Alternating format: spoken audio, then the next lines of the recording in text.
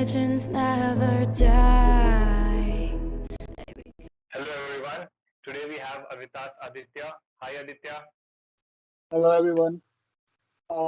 Myself Aditya. I'm from Chennai and I'm an international swimming. I've been swimming for the past 10 years now and I'm really looking forward to this interview with you.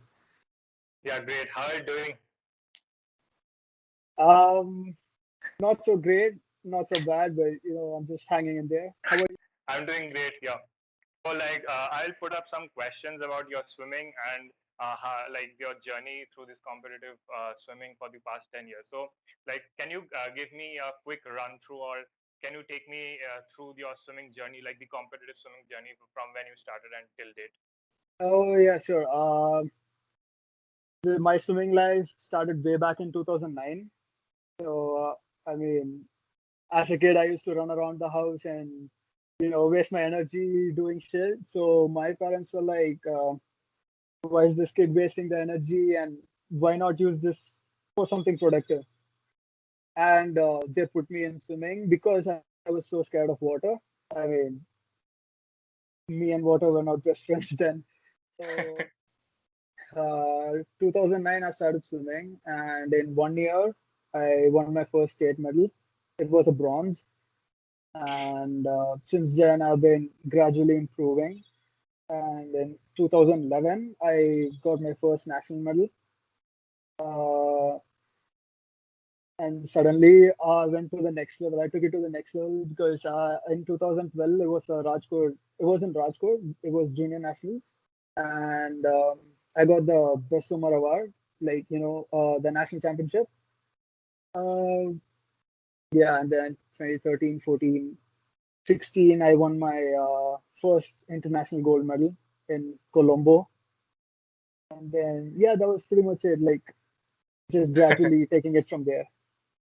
Okay. Okay. So how do you define success in your terms, like in terms of swimming and what you have achieved, or any like goals that you set actually as your like success Uh, that will define your success?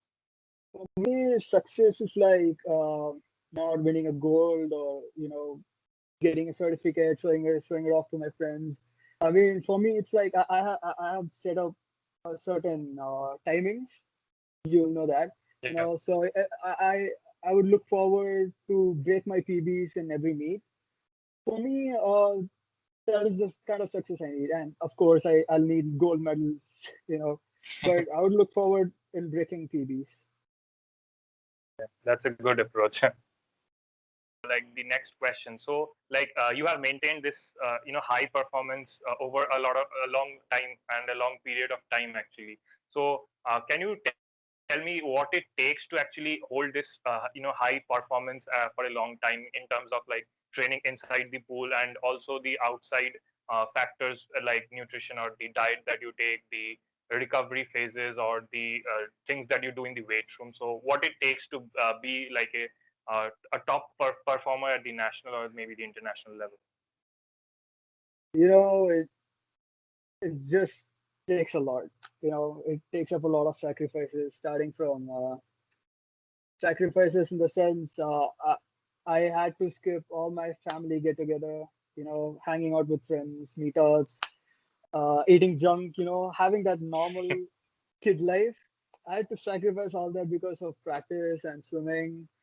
And I had to say it wasn't a cakewalk coming up to that level. I had to go through really, so many hardships. And, yeah, I have seen highs and lows of swimming, but, you know, practice, like I had 2.5 hours of practice in the morning and 2.5 hours practice in the evening. I mean, in the pool. And I had 1.5 hour gym. I mean, this goes on like every day. And I had to take care of my diet. I had to take care of my sleep schedule. So everything matters.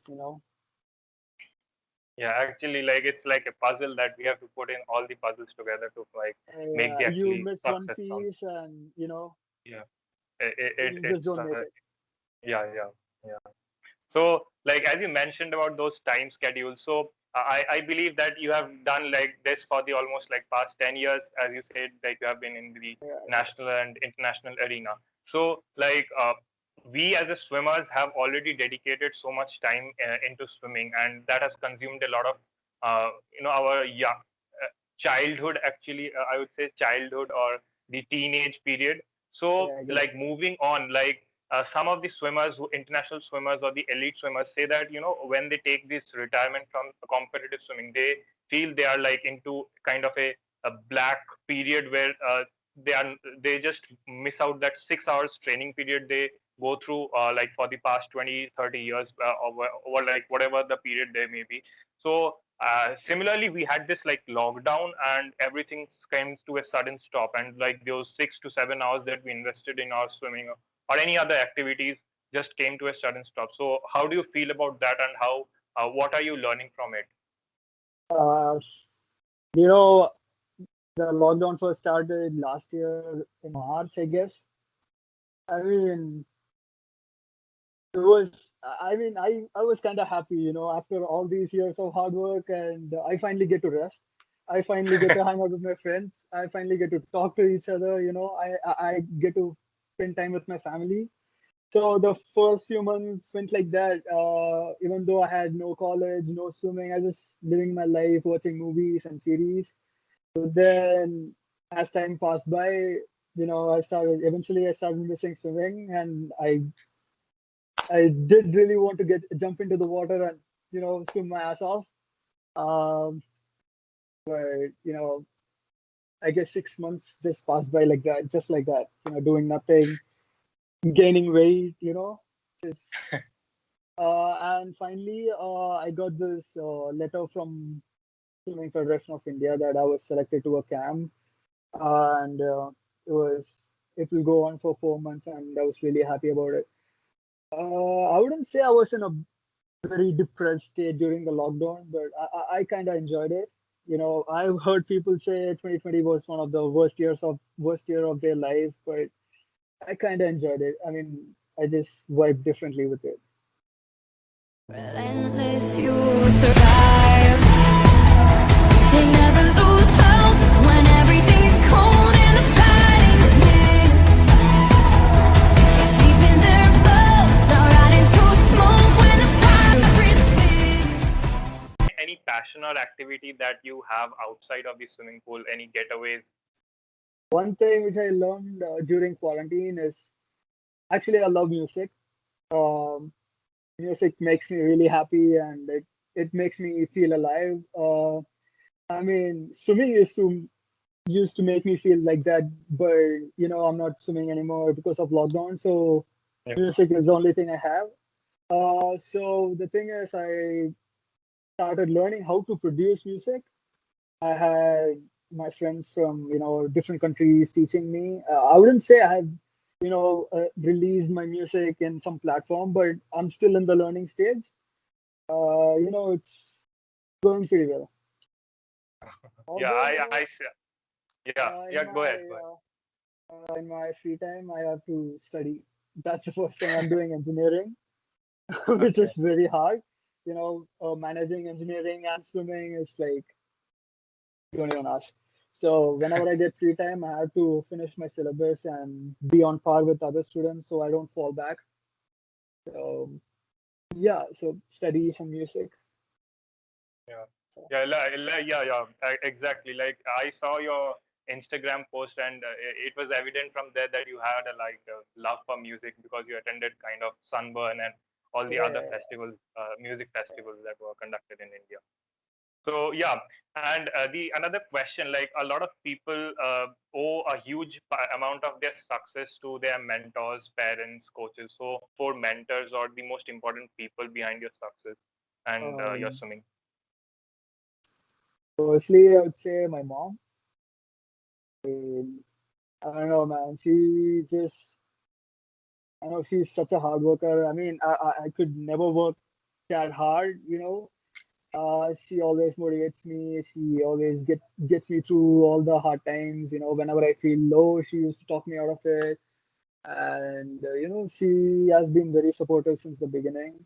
Not just my mom, but all my family members, starting from my grandparents, my aunt, my uncle, everyone, my cousins, everyone. They have been really supportive, and of course, the all-time favorite, Michael Phelps.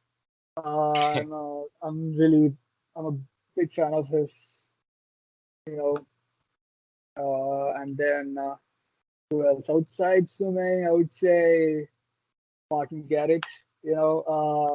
He's a Dutch DJ, and Yeah. he just inspires me inside out. I mean, he inspires me in every way possible. From the way he makes music, the way he talks, the way he represents himself in somewhere, And in Indian swimming, I would say Vijay Kade, Sajan Prakash, Sandeep Sejwal. They've been, I mean, they are one of the most friendliest seniors I have ever met. They used to put sense into my head, take it to next level. Okay. Okay. So like moving ahead with your competitive swimming, what are some of your like short-term goals or maybe long-term goals? And have you thought Uh, about being a pro athlete, like a pro swimmer? Any of thoughts about course, that? of course, of course. I've been thinking to become a pro athlete. I think I'm a pro athlete because I've done of quite a few international events. Uh, but my short-term goal would be representing India in the next Asian Games, which might happen next year, or may not because of Corona. My long-term goal would be 2024 or 2028 Olympics. You know, that was my getting a medal for India in the Olympics would be every sports person's dream, and I'm working towards it, hoping to reach the podium someday. So Uh, yeah, so do you have any kind of parting thoughts before we sign off, so, or any I don't advice know. to I the don't know. I young don't know. or the prospective swimmers? I haven't reached that level to give advice to young swimmers, but with my experience, I would say just be patient. You know, losing one or two races doesn't make you a bad swimmer, or winning one or two events doesn't make you a good one. So, you know, it's just what you do in the long run. So just be patient and work hard towards your goal. That's it. Thank you, Aditya, for taking this up and like sitting down and chatting with me. It was So great thank having you you for on board. having me. Okay, When thank you.